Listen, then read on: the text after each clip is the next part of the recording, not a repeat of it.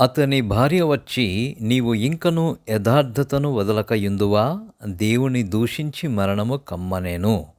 అందుకతడు, మూర్ఖురాలు మాటలాడునట్లు మాటలాడుచున్నావు. మనము దేవుని వలన మేలు అనుభవించుదుమా? కీడును మనము అనుభవింపతగదా అనెను. ఈ సంగతులలో ఏ విషయమందును యోబు నోటి మాటతో నైనను పాపము చేయలేదు. But he said unto her, Thou speakest as one of the foolish women speaketh. What? Shall we receive good at the hand of God? And shall we not receive evil? In all this did not Job sin with his lips. ఇదే పరిస్థితి మనలో ఎవరికైనా వస్తే majority దేవుని దూషిస్తారు. ఏ కొద్ది మంది మాత్రమో అన్ని పరిస్థితుల లోపట కూడా దేవుని స్తుతిస్తారు. మిగిలిన మెజారిటీ దూషించడమే.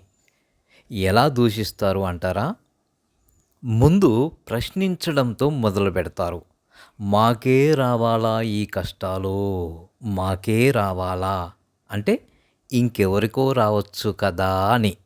మరి వారు కూడా ఇలాగే అంటారుగా, మాకే రావాలా అని. అంటే ఎవరికి రావాలి, ఎవరికి రాకూడదు అని.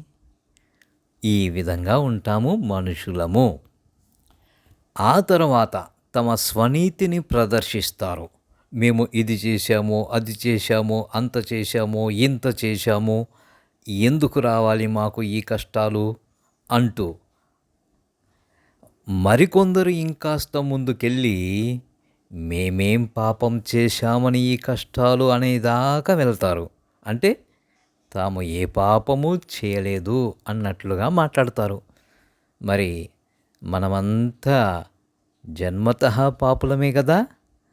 అయినా కానీ కష్టాలు నష్టాలు వచ్చినప్పుడు ఈ విధంగా ప్రదర్శిస్తూ ఉంటారు తమ స్వనీతిని.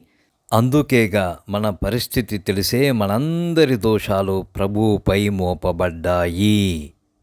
వారిపైన వీరిపైన కాదు, ప్రభువుపైనే మోపబడి మనము నీతిమంతులముగా తీర్చబడ్డాము.